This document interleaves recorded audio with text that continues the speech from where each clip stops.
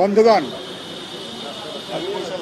আমরা আপনাদের সবাইকে শুভেচ্ছা জানাই এবং ধন্যবাদ জানাই। দীর্ঘ সময় ধরে আপনারা অপেক্ষা করছেন।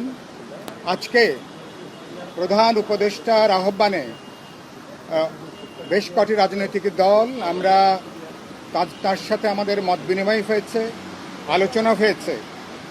আমাদের দিক থেকে যে কথাটা আমরা শুরুতে স্পষ্ট করে বলেছি, আপনি গতকাল থেকে এবং আজকে যে অবস্থাতে রাজনৈতিক দলগুলোর সাথে মত বিনিময় করছেন, সরকার প্রধানের উচিত ছিল লন্ডন থেকে ফেরার পরপরই রাজনৈতিক দলগুলোর সাথে বৈঠক করা, সবাইকে আস্থার মধ্যে নেওয়া এবং আমরা বিচার সংস্কার এবং নির্বাচনের ব্যাপারে আপনার উচিত ছিল রাজনৈতিক দলগুলোর সঙ্গে আলাপ আলোচনা করে একটা আস্থা বিশ্বাসের সম্পর্কটা তৈরি করা।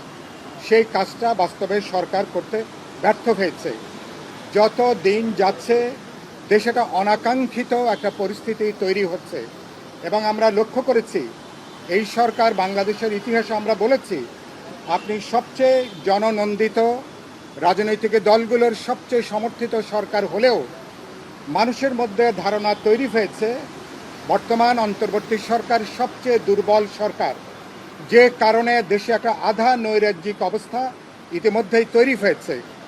গোপালগঞ্জের যে অনাকাঙ্ক্ষিত ঘটনা, মাইলস্টোন স্কুল এবং কলেজে মর্মান্তিক যে সেখানে জেট বিমান বিধ্বস্ত হওয়াতে সেখানে যে প্রাণহানির ঘটনা হয়েছে এবং গতকালকে সচিবালয় কেন্দ্র করে তরুণ শিক্ষার্থীদের উপরে রাষ্ট্রীয় যে দমন নিপীড়ন চালানো হয়েছে, আমরা মনে করি এগুলো খুবই অনাকাঙ্ক্ষিত পরিস্থিতি।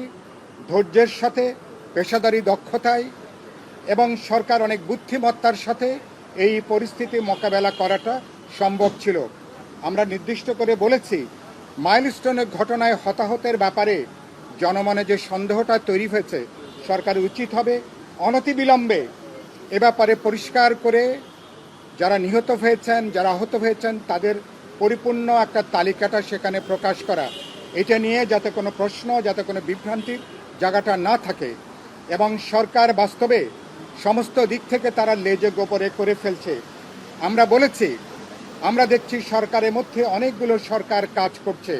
কার্যত আমরা বলেছি প্রধান উপদেষ্টার নেতৃত্বে আমরা মাত্র একটা সরকার দেখতে চাই এবং এই পরিস্থিতি যদি চলতে থাকে তাহলে আমরা বলেছি তাহলে এই পরিস্থিতি ভবিষ্যতে আরও অস্থিতিশীল অবস্থা, আরও নৈরাজ্যিক পরিস্থিতি, আরও নানা ধরনের নাশকতার আশঙ্কা আমরা করেছি। নির্বাচন যত এগিয়ে আসবে তত বেশি আমরা পরিস্থিতিকে আরও বেসামাল যাবার ব্যাপারে আমরা আমাদের আশঙ্কাটা আমরা ব্যক্ত করেছি। আমরা বলেছি বাংলাদেশ তার ইতিহাসে একটা গুরুতর নিরাপত্তাহীনতার মধ্যে বাংলাদেশ এখন যাচ্ছে। জাতীয় নিরাপত্তাও নানা দিক থেকে এখন ইতিমধ্যেই বিপন্ন হয়েছে। সরকারের উচিত হবে সরকার মাঝে মধ্যে তারা যখন সংকটে পড়েন সেভাবে না ডেকে রাজনৈতিক দলগুলোর সাথে নৈমিত্তিকভাবে বিচার সংস্কার, বিশেষ করে নির্বাচনের ব্যাপারে সরকারের যে অঙ্গীকার, তারা যেভাবে নির্বাচনটা একটা অবাধ, নিরপেক্ষ, বিশ্বাসযোগ্য নির্বাচন করার জন্য রাজনৈতিক দলগুলোর সাথে সরকারের এনগেজমেন্টটা আরও বৃদ্ধি করা দরকার, এটাকে আরও বাড়িয়ে তোলা দরকার। শেষে আমি যে কথাটা বলেছি, আমরা বলেছি আমরা রাজনৈতিক দলগুলো যেভাবে আপনাদেরকে এক কাট্টা সমর্থন জুগিয়ে যাচ্ছি, দুর্ভাগ্যজনকভাবে আপনারা রাজনৈতিক দলের সমর্থনটাকে কার্যকরভাবে আপনারা ব্যবহার করতে পারছেন না। কোনো কোনো ক্ষেত্রে আমাদের সহযোগিতাকে দুর্বলতা হিসাবেও অনেকে বিবেচনা করছেন। সেই জায়গাতে পরিস্থিতিটা বাস্তবে নিয়ন্ত্রণের বাইরে সেখানে চলে যাচ্ছে। আরেকটা গুরুত্বপূর্ণ কথা আলোচনার মধ্যে এসছে, ইতিমধ্যে সরকার অনাকাঙ্ক্ষিতভাবে অনেকগুলো বিতর্কের তারা জন্ম দিয়েছেন। সরকারের নিরপেক্ষতা নানা দিক থেকে প্রশ্নবিদ্ধ হয়েছে।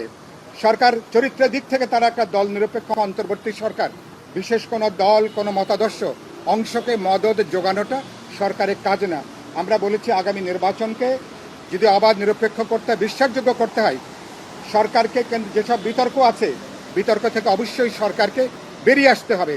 শেষে যে কথা বলতে চাই, আমরা বলেছি আমরা প্রফেসর ইউনূসের নেতৃত্বে আগামী জাতীয় সংসদ নির্বাচন আমরা করতে চাই, কিন্তু সে কারণের জন্য সরকারকে আমরা বলেছি তার দৃঢ়তার, সরকারকে সমন্বয়ের যে বিশাল ঘাটতি সেটাকে দূর করে নির্বাচনের একটা বাস্তবে একটা নিরপেক্ষ অবাধ নির্বাচনের পরিবেশ সরকারকে নিশ্চিত করতে হবে।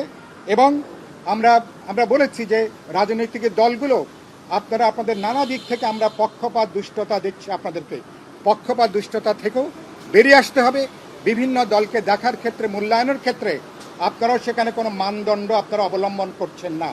আমরা শেষে বলেছি আমরা আপনাদেরকে সহযোগিতা করতে চাই, কিন্তু সেই সহযোগিতাটার ক্ষেত্রে আগামীতে আমরা যেভাবে গণ অভ্যুত্থানের মধ্য দিয়ে আমাদের জাতীয় ঐক্য গড়ে উঠেছিল, রাজনৈতিক কারণে আমরা নানা প্রশ্নে বিতর্ক থাকবে, আলোচনা থাকবে, মত পার্থক্য থাকবে, কিন্তু স্বাধীনতার সার্বভৌমত্ব, জাতীয় নিরাপত্তার প্রশ্নে, একটা বিচার সংস্কার, নির্বাচনের প্রশ্নে নিশ্চয়ই আমাদের মধ্যে একটা গণ ঐক্য আমরা তৈরি করতে চাই।